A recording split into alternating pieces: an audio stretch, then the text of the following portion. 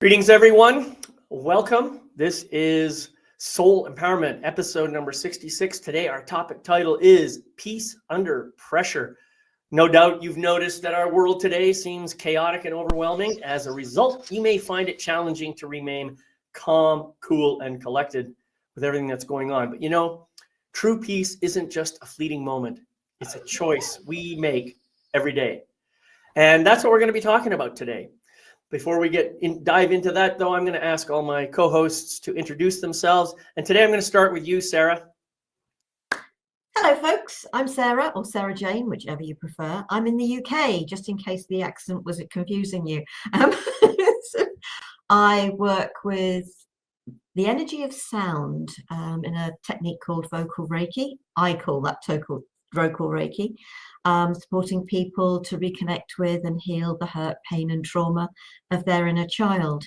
I genuinely feel, and as I watch clients, that as our child becomes listened to, heard, feels loved and cared for, their confidence builds, so does our own. I know from my own experience that is very much how it worked for me. And I just love supporting people. Gift of Healing TV that I do, it's about helping people to share their story, their gifts.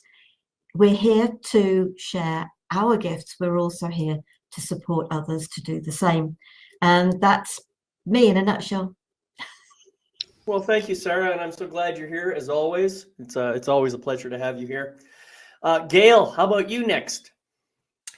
Sure. Hello, everyone. I'm Gail Nowak. I support spirit-led coaches and leaders in the wellness space who want to market themselves authentically and create healthy business relationships. I use a blend of energy work, emotional healing, and visibility strategy to help you create a pathway back to your authentic voice so you can communicate boldly and lead lovingly and make the world a better place without hiding or silencing yourself. And Sarah mentioned story.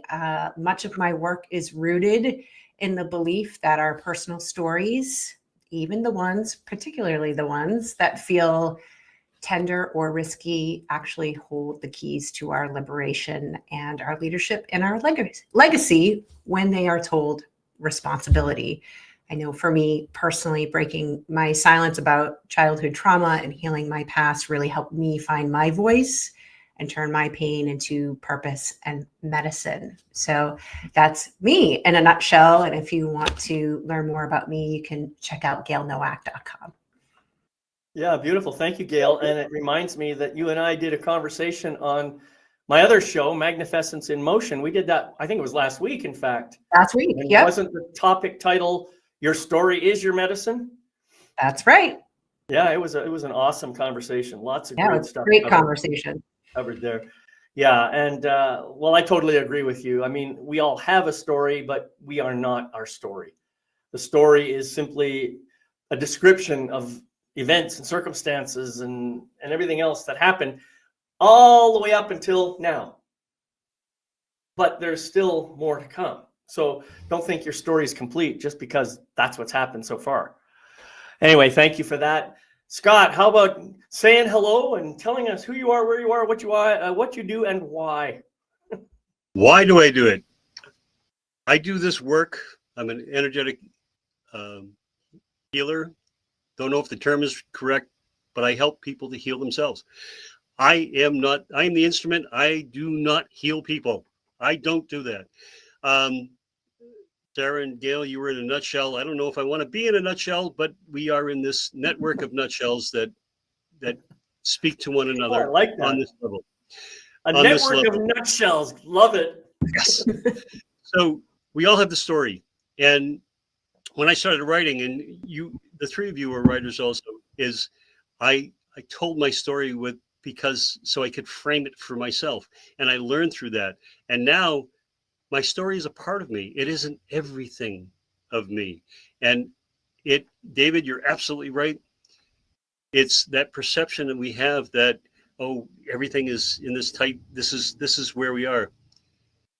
I'm in a time in my life, much like all the three of you, where everything is just opening up, amazingly so, because we haven't ended our story. We're just a continuation of it. And my job is for, much like with Sarah, for the people to heal their inner child so they can step out of it and not be that 8-year-old, 12-year-old, 17-year-old child, and be present with who they are and be able to walk forward in that and be able to listen, by the way, to these discussions and have them make sense. Right. Have them make sense.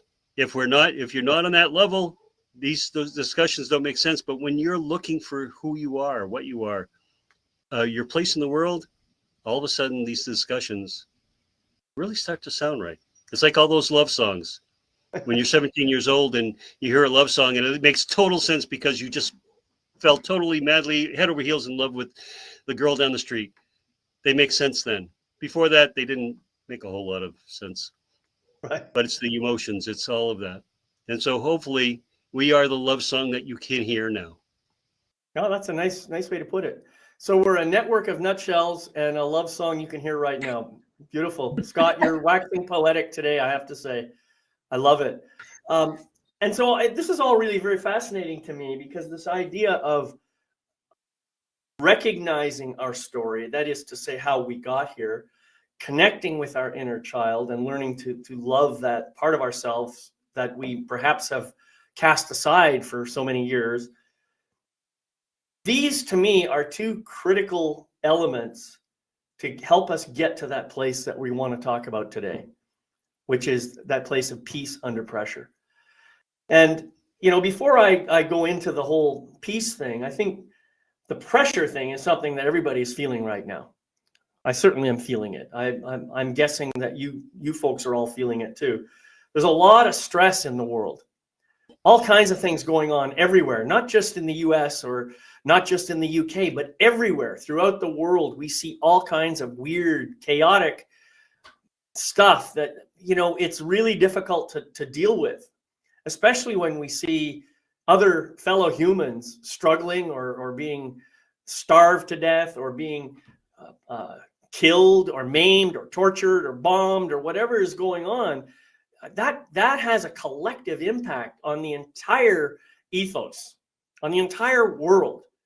And we are all subjected to that impact. And so no matter how much we try, we may not be able to change what's happening out there, right? So the question is, how do we find our own peace so that we can, you know, allow all that stuff to happen in some way, have some compassion for it, have some forgiveness for it, and maybe bring some loving healing to it so that, you know, we raise the vibration of the world. How do we do all that and still remain calm, cool, and collected, as I said at the beginning? So that's the question that we want to look at today. And I'm just going to open the floor. Who wants to dive in? Okay. The way I do it is I don't listen to the news. I really don't listen to it. I don't watch it. I don't read it. I am aware of what is going on, but it doesn't bombard me 24 hours a day. And it has made a massive difference in my life to switch it off and to not listen to it. As I said, I'm aware of what is going on. It's not preventing me from awareness. What it is preventing me from is this bombardment of negativity. And I think if we can do our best to stay away from as much negative stuff, how much of the news is positive? From what I remember of news all those years ago, when I was listening to it, practically nothing. They might have one good news story at the end if you were lucky, you know, sort of. And so I've found that one simple thing of doing has made a massive difference in my life. I think learning to work with energy in the form of Reiki, the very first person when you do level 1 you work with is yourself. And again, it's bringing those beautiful energies. Reiki for me they call it the universal healing energy. And what is that universal healing energy? For me, it's love. Love is the human, it's the universal healing energy. So when you're working with that energy, especially for yourself, because I did make a point of every day, and I still open the channel for myself every day. So are there practices and techniques? Some people will go for things like meditation. There are all sorts of practices, techniques that we can use that can support us. And those two things, mostly the news and working with Reiki, are the things that I do, but most of the time keep me very much in much more of a place of peace and not feeling pressure. Beautiful. Thank you. It's such a big question. I have so many places I want to go. I want to go with my answer. And I love, Sarah, that you brought up, not watching the news as a simple thing that anybody can do. And we all work in energy. So we all have our own practices for clearing our energy and preserving our peace through those practices. And I guess I want to bring in some of the practical here. And I know we'll touch on some of the more esoteric stuff as we go along. Boundaries, emotional boundaries, right? Energetic boundaries, like the boundary, Sarah, that you set with, you know what? I'm not going to tune into the 24-hour news cycle because it's mainly negative.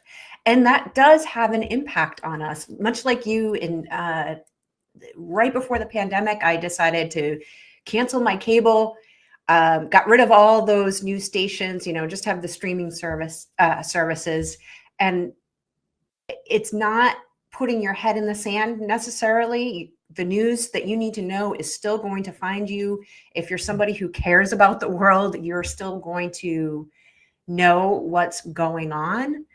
And at the same time, what we focus on is what we are creating. And so if we're watching chaos, or if we're in chaos in our own personal lives, we're going to feel that internally, and vice versa, right? So a big piece of this is just simply, what are your habits? What are your habits right now? And I also feel like to begin to answer the question of how do we stay peaceful under pressure and in these chaotic times, yes, it's going within first. It's creating that peace for ourselves, or sourcing that peace for ourselves first. And there is all of this collective, what's the word I want to use? Gunk Going on. Gunk's a great word. So we can't turn a blind eye to that, right? However, we're going to bring whatever energy we're into that. Activism is at a high right now. And if you're feeling called to that, then what I would say is tend to your own energy as well. Tend to your own mind and heart and body as well. Because whatever energy you're in, you're going to bring that into the collective and whatever cause it is that you're wanting to support or be a voice for.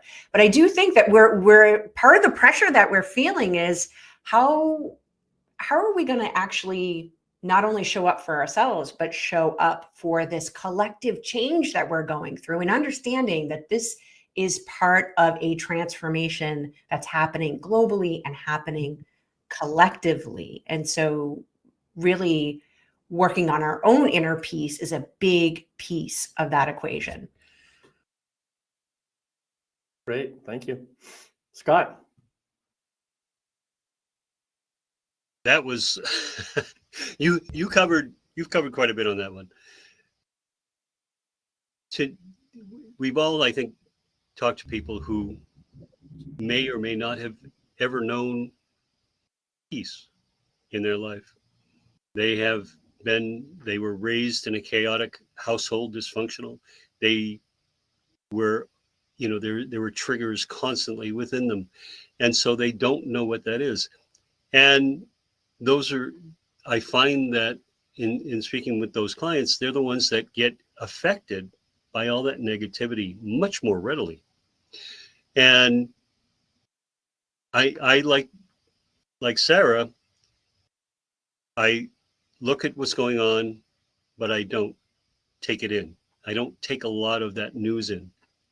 And it's all about perspective. If in your time you read the Bible, your frame of reference will be biblical. If you are doing your self-work and you're meditating and you're doing all those practices, that's your frame of reference. If it's just CNN or NBC or Fox or whatever news that you have on, and that's your input, that's your perspective of the world. So peace comes from within, much as you said, Gail, and it's all about perspective and how you go about it. What you bring in is what your perspective is going to be. My perspective is I get to sit once a month with the three of you, and it changes my perspective on things because it's such a higher level. I love that part of it, the working with the three of you, because it makes me better. And so it should. I mean, Well, of course. I just wanted to say, first of all, I got rid of all my TV channels. God, when was that? 97? I really haven't been watching TV per se since then. I certainly have watched the equivalents in like Netflix and that sort of thing to get my entertainment that way. But the TV thing, I stopped. And news, absolutely. I found that news was just, it should have been called noise, really, is what it should have been called, because that's what it is to me. But what I have learned over the last few years is I don't want to be completely disconnected from what's going on in the world, because I am in some way contributing to that. I voted a certain way, just like each and every one of you. And collectively, our vote has helped to create what we have got from our political leaders and that sort of thing, whether we like it or not. And so what I have chosen now to do is to become more knowledgeable about politics, even though I hate it. I don't like politics at all. I find it just a very corrupt kind of structure. But I find that it's important for me to understand at least how some people come to think the way they do, how they come to make the decisions that they do, how they come to believe what they do, so that at least that way I can maintain a little bit of compassion, even if I 100% disagree with their point of view. So there's that. But the other side of it is, I also nowadays, I don't really pay attention to news sources per se, like especially the mainstream media, but I do get my information from a lot of different independent sources. And when I start to see a common piece of information coming from different sources that don't appear to be related, those are the sources that I tend to have more faith in than these news sources that are all controlled by the same 6 corporations. So I guess that makes me a conspiracy theorist, I guess, because I'm not necessarily willing to abide by the mainstream theory. Now, all of this really is about just me trying to be aware, but not being involved, So I guess on some level, the boundary that I set in my case is, yes, I want to have the information, but I don't want to react to it. I don't want to let it bother me. I may say in my heart, something has to be done to heal this, to change it, to make it better. I may say that in my heart. Now, I don't know what I can do specifically necessarily to do that. And for me personally, that's where some of the pressure comes from for me, right? In some ways, I feel powerless. I feel it doesn't seem to matter what I do. Nothing changes. You see, so that alone is a bigger form of pressure for me than what is actually happening in the outside world.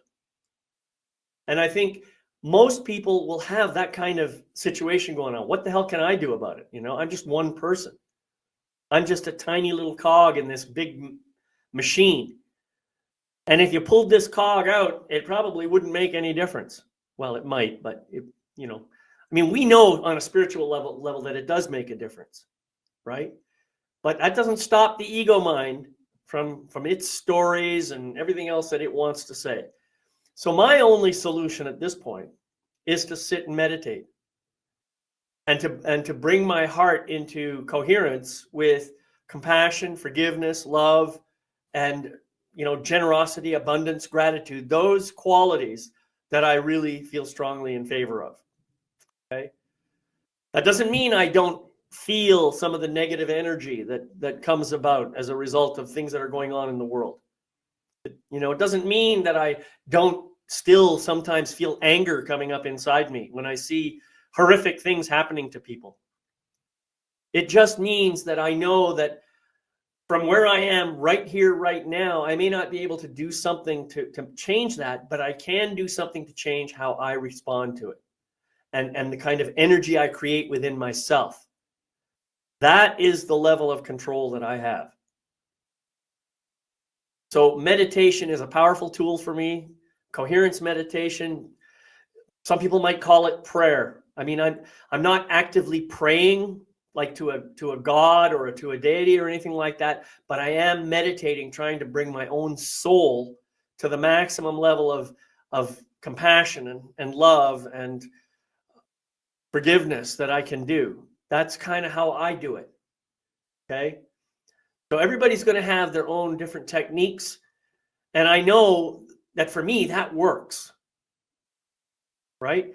And some of the other techniques that I've heard, you know, Sarah and Gail and Scott talk about, they also work, but maybe they don't work for me quite as well. And that's why I choose the meditation. So my invitation to people is try something, try anything to shift your attention from up here in your mind where all this activity is going on down here into your heart and soul, where calmness and gentleness and love and bliss actually resides. That's what I think we all need to do, one way or another, regardless of the actual technique that we employ. So, yeah, I still feel I have this very strong feeling in my heart, and maybe it's my mind that's directing this, but I have this belief that it's important for me to be aware of what's going on in the world, even if I don't necessarily engage with it. So, yeah, each of us is going to have a different response to this, and that's the beauty of these kinds of conversations, because we just never know what brilliance is going to come up because one person says just the right thing at the right time. Gail, I saw that you were writing something. Did you want to chime in here? Yeah. I love what you shared there, and I want to speak specifically to that feeling of hopelessness and helplessness. These are big problems, right? There are big changes that are happening in the world, and people are having their own individual big problems too, right? And so I think it's quite normal to have that thought or that feeling of, gosh, I'm one person. What could I possibly do to positively contribute here? And the things that we're discussing already is one way, right? Meditating, tending to your own energy, being in the present moment. And I want to speak to the fact that, you know, even though these are big problems that we're seeing in the world, small actions do matter.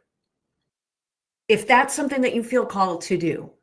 So, for example, a few years ago, I was feeling this. I was like, I want to see change in a certain area. And who knew that it was going to blow up in the way that it's blown up. But I started to take a portion of the proceeds that I got from working with clients and make donations to human trafficking, to end human, to not supporting human trafficking, to end human trafficking, right? And so that was a simple thing that I could do to, feel like I had some sort of influence over, I don't know, maybe it's just a little tiny minuscule influence, but it was one action I knew that I could take around something that I, feel very passionately about. And, I'm not going to, if you're following the news, you know what I'm not going to bring up, but this is a major problem in the world.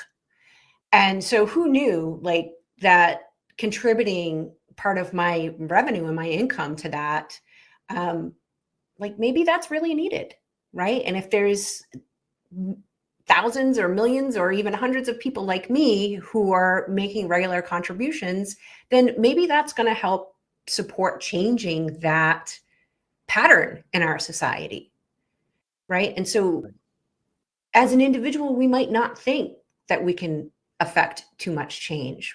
But when you start to think about it collectively, if there's something that you're really feeling passionate about, there are small steps. So just take the small steps, right? And maybe you're going to take bigger steps. I started to have conversations with Dr. Pamela J. Pine with her Stop the Silence. And that's all about child abuse and adverse child effects,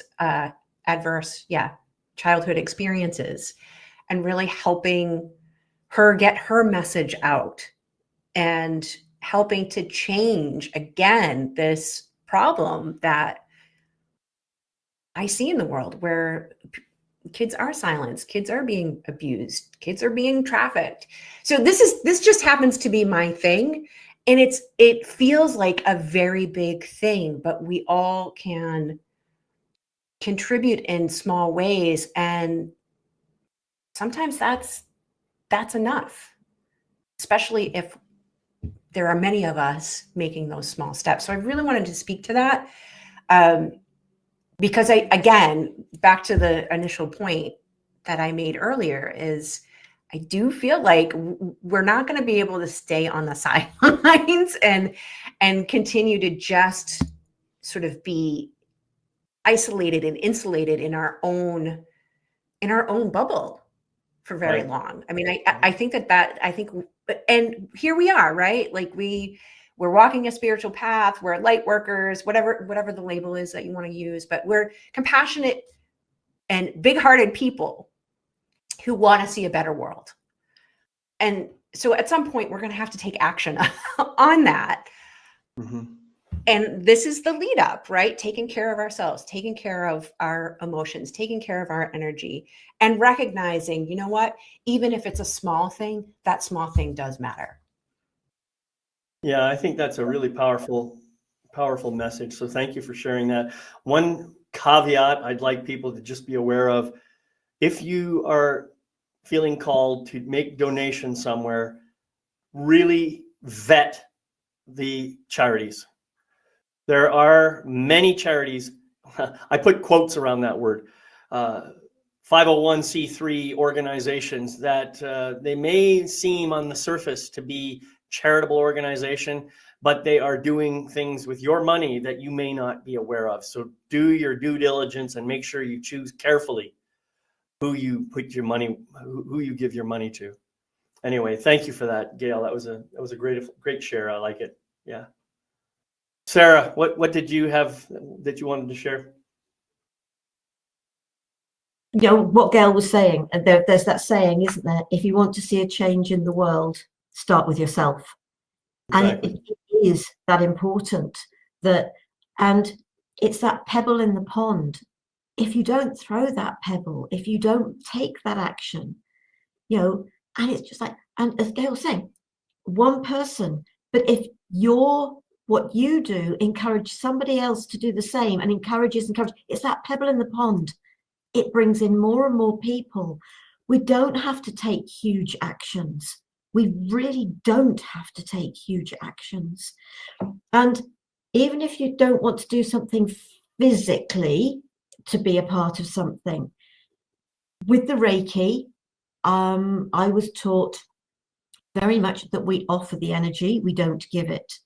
And when you're offering the energy, especially to a situation rather than particularly an individual, you offer it to the whole situation, to everybody involved. So it doesn't matter whether it's all right, this is a very simplistic, but one of my students sort of was at a football match. He said, oh, the team I was watching was losing, so I opened the Reiki channel for them, to which I ticked him off, good and proper. And he said they've then won. I said, you had absolutely nothing to do with that. You cannot just send the energy to one aspect of a something. You cannot do that. And you had no effect. But obviously, sadly, that individual just hadn't listened to what was being said, because I always teach you send to all. So if there is a situation, doesn't matter who you like and who you dislike, you send it to the whole. So all the things that are going on in Ukraine, in various other countries throughout the world, but in our own countries, the stuff that's going on,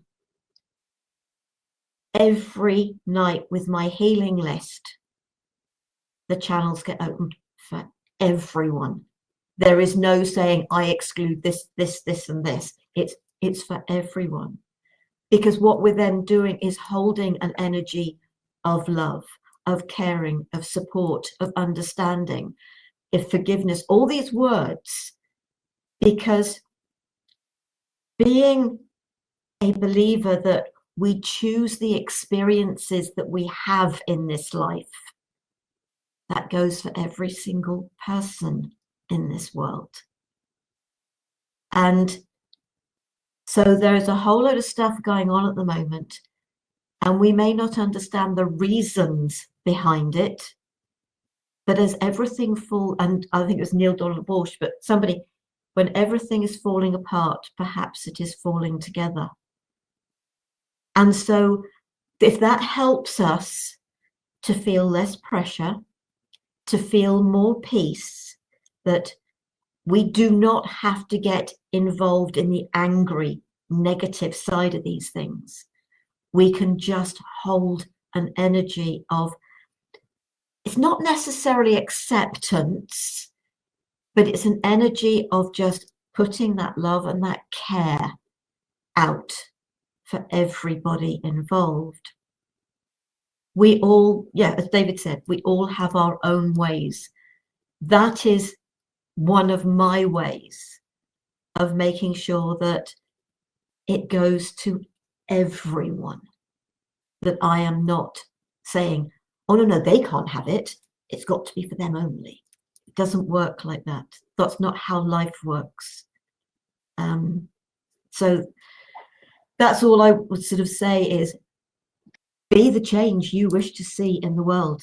Be proactive, even if it's only in a tiny way, to make it better. And you can then hopefully support others to take their own steps, but supporting actually bringing a greater peace. The song, or what is it good for? Absolutely nothing. It has not helped create peace. Yeah, the one of the things that I think is important for people to understand is that any tool you can care to name, is just it's just a tool. That's all it is. It has neither positive nor negative energy. Like, think about a sledgehammer. A sledgehammer can be very useful for certain things. It can also be very destructive. And people can use the sledgehammer in positive or negative ways. The same is true of money. And we see this all the time. Money has this funny quality to it, though, that a lot of people, the more money they get, the less altruistic they actually become. It seems to be the case. It's like, wow, now I can use this money to get more money. That kind of is becoming, the attitude. Same is true for Reiki. people can misuse Reiki and use it for inappropriate purposes. So I just want us all to be aware that it's the intention behind the use of the tool that is going to make the difference, not the tool itself. So let's really be careful about this, and let's try and elevate our own consciousness to the highest level possible whenever we use this kind of tool, whatever tool it is. If we're trying to benefit the world, then come from that place of benefiting the world. Come from that place of love and compassion and forgiveness and gratitude, as we already said. And then the tool will actually support that energy. I think it's really important for us to remember that. Scott. Giving me a lot to think about. So after a football match, and the winning team points to God, and I want to thank God for giving us this victory. And I always thought, so God was playing favorites. Both teams were playing, yet they only. That always struck me. I same as in war. Yes, same in any kind of combat. I had my 50th reunion, high school reunion, last night to set it up, and I was thinking back to the time when we graduated, and in this country, late 60s, early 70s was a time of turmoil, great turmoil. There were a lot of catastrophic and traumatic things that happened at that point in order to change society. Around the year 2000, there was, Y2K was going to end society as we knew it. And around that time, we had an awful lot of problems going on. And so now in 2025, we have that same kind of societal turmoil. Generationally, right? Everybody has to learn the lessons each generation in order to understand it. If we do not study history, we are doomed to repeat it.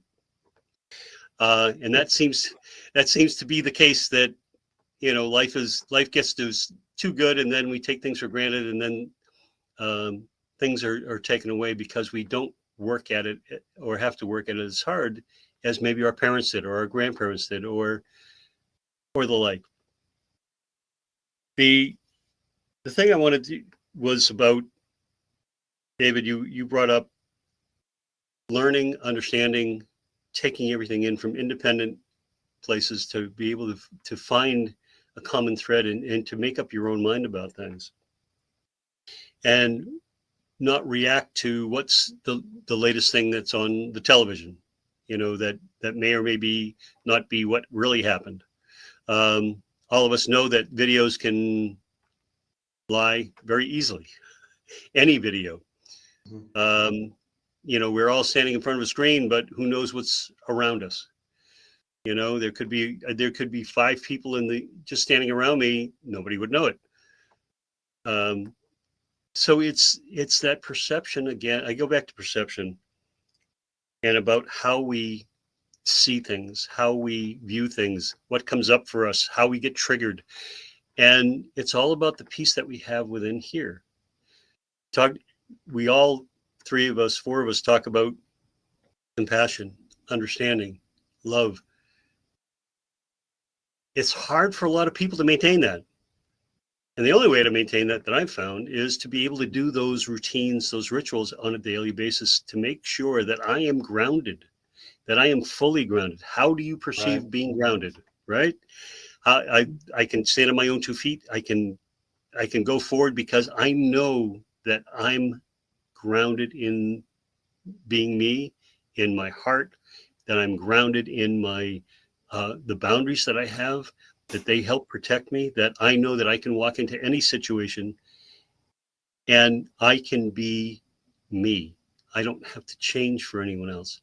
So it's just this. Oh, thank you for opening this up to such a broad understanding of what peace is within ourselves, but how we react to everything else around us.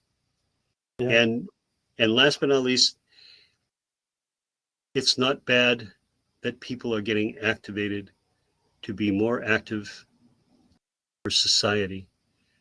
There has been a The internet has brought the world closer and people further away from each other.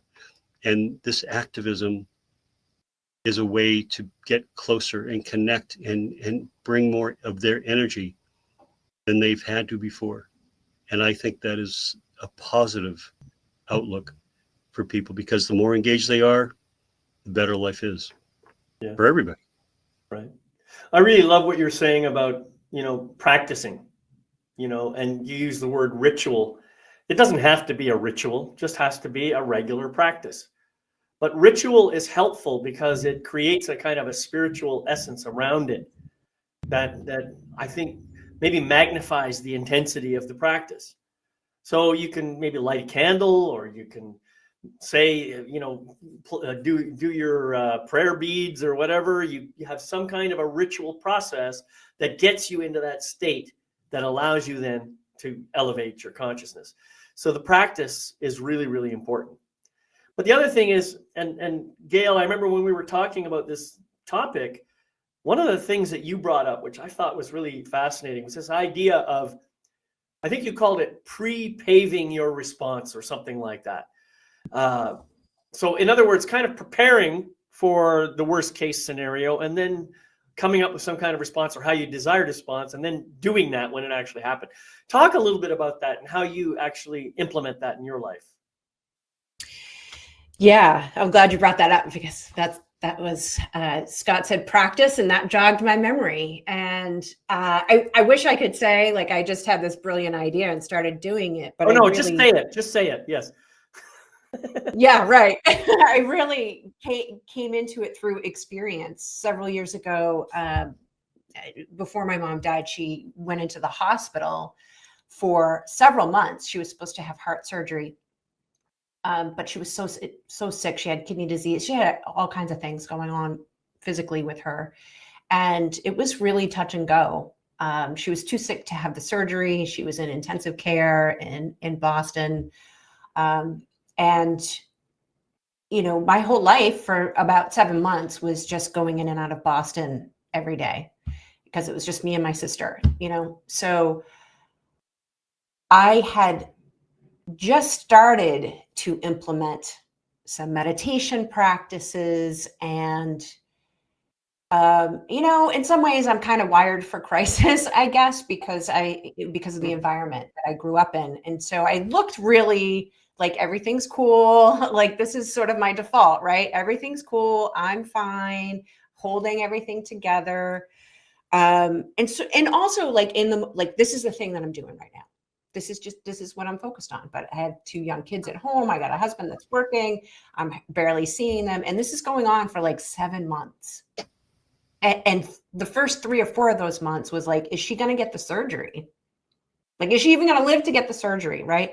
And so there was an opportunity there to, number one, expand my capacity to be with uncertainty. I didn't have a choice. So I had this situation that didn't give me a choice. I could go drive myself crazy with constantly focusing on, is she going to die? Is she going to have the surgery? Is this ever going to end? And I got to a point where I was like, I can't think like that anymore. I can't, it's driving me crazy.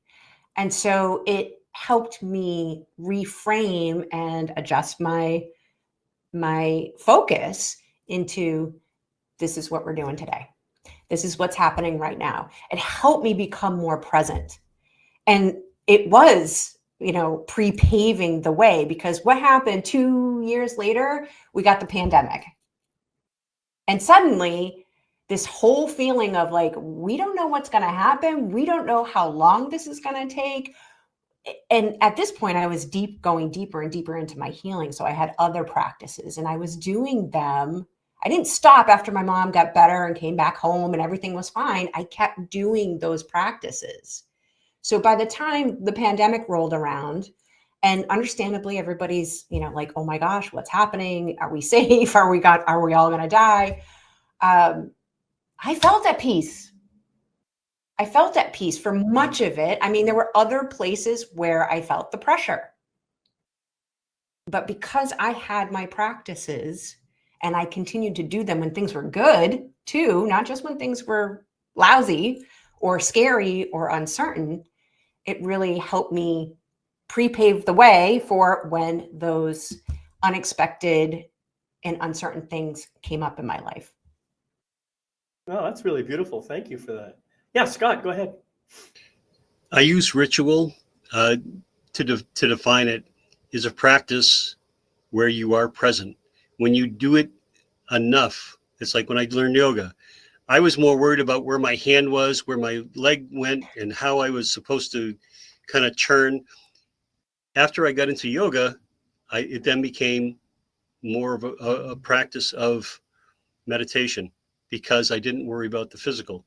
So being present with your practice, allowing yourself to be present with your practice, it becomes a ritual, because I find that rituals, you have to you can't just do it absentmindedly. You have to really be present in order to do that. And that's why I use the term ritual in that. I just wanted to define it. Well, thank you for that. And that's a good point. I think being present in the moment, you can do that pretty much no matter what you're doing, if you choose. But I like yoga because it really does help me. I guess I am focused on, the position of my body, and that brings me into my body rather than into my head. So, well, I guess I am sort of in my head because I have to imagine how my body's looking and all this kind of stuff. So, but it is a very, very present moment experience, which is one of the reasons I love it so much. And sitting still in meditation, after I've done my yoga, that also is really enjoyable for me. But I can be meditating and be fully present while I'm cooking, or while I'm outside gardening, pulling weeds, while I'm mowing the lawn, walking my dog. Any of those things, I can be fully present. It's possible. So all of us can do that. And being present is really the best thing you can do, because then you're not worried about the past, or I should say, you're not kind of reliving the past, and you're not worried about the future. You're right here, right now, and that's where peace lives. So, Sarah, what do you do? What kind of ways do you employ for pre-paving your response to chaos? I think I've had ritual, whatever you want to call it, in place for quite a number of years now. It's my morning ritual, there's my evening ritual. And it's the gratitude, it's the asking for support, but it's never just about me. As I've said earlier, it's about for everyone. It's about for both sides, all sides, and it's actually trying to remember to bring me into it, because I'm just one of these people. It's always about other people, isn't it? But it has to be about me too. So working with the angels, working with dragons, working with mythical beings, accepting the fact I've got many guides and guardians. I can communicate with them. I ask their support. I thank them for their support. But it's never just for me. And you're talking about your mother, Gail, sort of, obviously it was 3-4 years ago. The friend that I share the house with, he was diagnosed with a heart condition that basically they told him he had 6 months to live at the most. And that was very scary. And for a couple of weeks, I would wake up every morning and it would be, what am I going to find this morning? Because we have our own separate spaces within the house. So he is just that, a friend. And one morning I woke up and it was just like, Sarah, you've got to stop doing this. You are worrying about what are you going to find, and then what have you got to cope with, when you have no idea when that's going to happen. You've got to stop doing this. Just get up. You've just got to keep treating your day normally. And I managed to do that. And he's still around. He has just totally sort of, but that's because of the way he is with his diet, with his exercise, etc., etc., etc. He is 73 and he is still here when he shouldn't have made 70. So I continue with that positive of it is going to happen when it happens, because obviously that is the one guarantee. I could pop my clogs before he does. You could what? Say that phrase again. I could pop my clogs before he does. Got it. Okay. Great. I like that. It's a great line. Well, actually, especially as he's part Dutch and he does actually wander around the garden in wooden clogs. But that's an English. It's obviously very much an English phrase. Popping your clogs. I could die before he does. If we go into worry, we're not in that place of peace. Right. Worry is what do they say? Worry is as useless as a rocking chair. It keeps you busy but doesn't get you anywhere. So but it's true. You're constantly rocking, but you're not going anywhere. And that's what worry does. Worry steals your now. Right.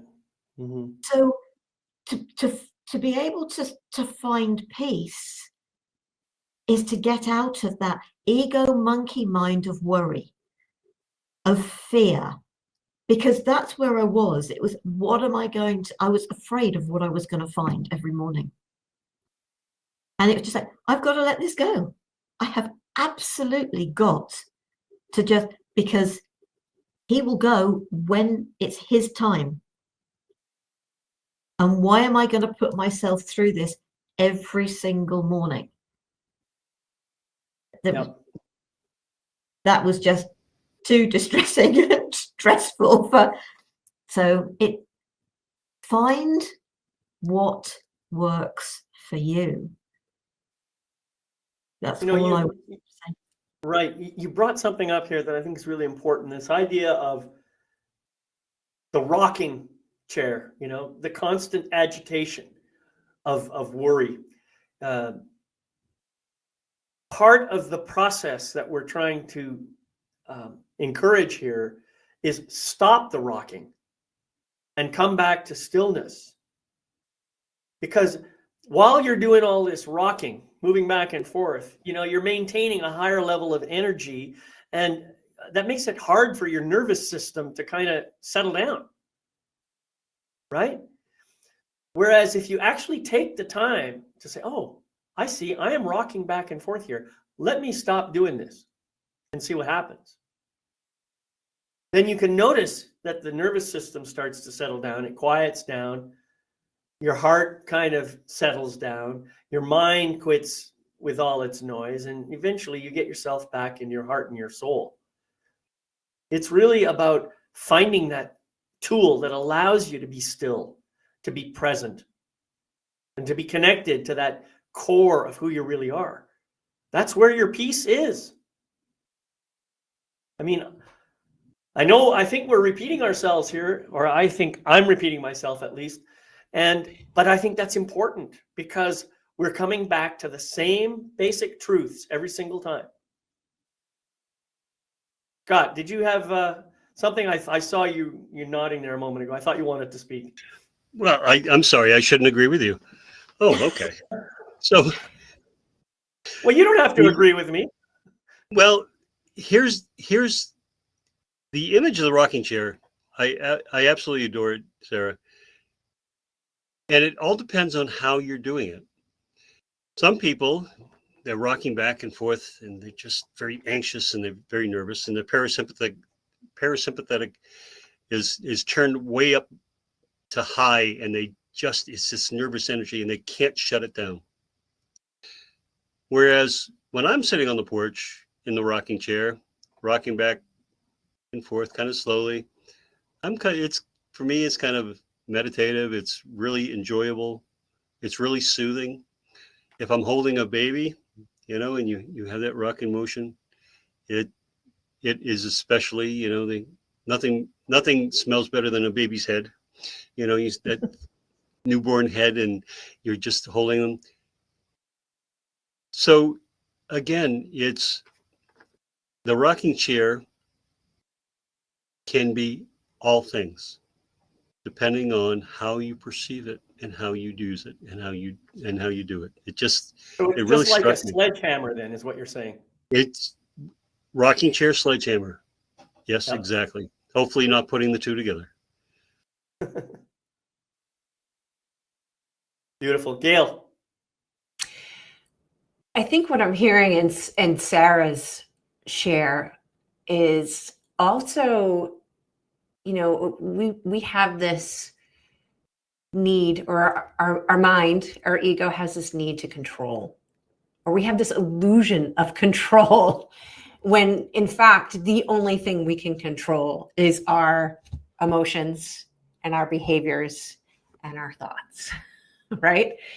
And I get it. I get what you're saying, Sarah, about like, oh my gosh, like what am I gonna wake up to? What am I gonna find? How, and being in that space of this is something I don't want, and being focused on the thing that you don't want. And what happens a lot of times is when we focus on the thing that we don't want, we often get the thing that we don't want. And so it's really learning, number one, recognizing that there are certain things that are beyond our control, and worrying about them is a choice that we get to have. And there are other choices that we can have. We can maybe focus on, well, if this terrible thing happens, how do I want to take care of myself? How do I want to be able to better receive this? I'm not wishing this on anybody. I don't want to focus on this anymore. And okay, fine. Since I'm already going there, since I'm already worrying about this, who do I want to be in that situation? Right? I feel like that might be a more productive line of contemplation rather than worrying. So this whole idea that we can control everything can sometimes get us into hot water and can lead us to, sort of that really anxious rocking chair. Like I just have to keep ruminating about this because it's helping me prepare when in fact it's not. It's not. Yeah. Yeah. Well, thank you. All right, we're getting close to our closing time here. What I'd like to do is give everybody about a minute or so to say any final closing words. Who would like to go first? Okay. Sarah, you gonna go? Really, you are an amazing being. You are a special individual.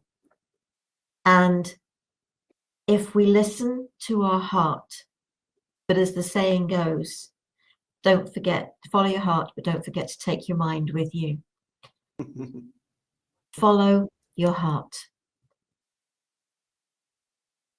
My suggestion would be, especially if you're feeling about coming totally proactive in something, and I think we've already said this, come at it from your heart. Come at it from caring.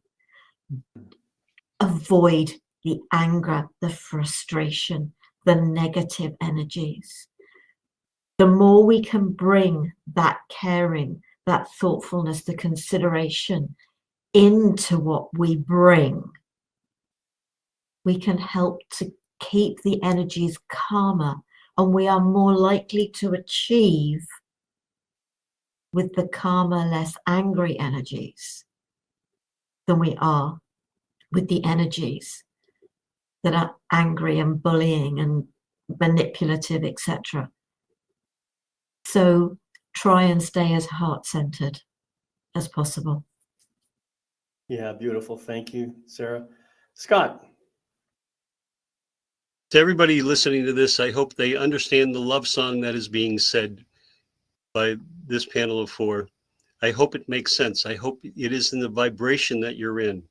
I hope that, as Sarah said, you lead with your heart and you bring your mind with you. This is a love song to your authentic self. This is that love song for being whole, being healed, and being at peace within yourself. Thank you. Beautiful. Thank you. Thank you, Scott. Gail. Yeah, I think for me, it's an invitation. Let's be the peace. Let's be the peace. And if for anyone listening who's in the midst of chaos and is receiving that message and feeling like, how could you possibly say that? Then the secondary invitation is to maybe sit down for 5 or 10 minutes and journal what peace means to you, what that looks like for you. Nice. And then practice being the peace. Yeah, beautiful. Thank you, Gail. Yeah, I just want to reiterate, I think we've had some brilliant statements here and a lot of wonderful ideas, but I think I'm gonna go with what Gail said. Be the peace. Be the peace. Choose it. Choose peace. And allow yourself to build it and build upon it moment by moment so that your authentic true self comes out in every single moment. Thank you all for being here. Thank you for watching this show. I want to wish you love, light, and blessings on your continuing journey. And we'll all see you again next month on Soul Empowerment. Bye-bye.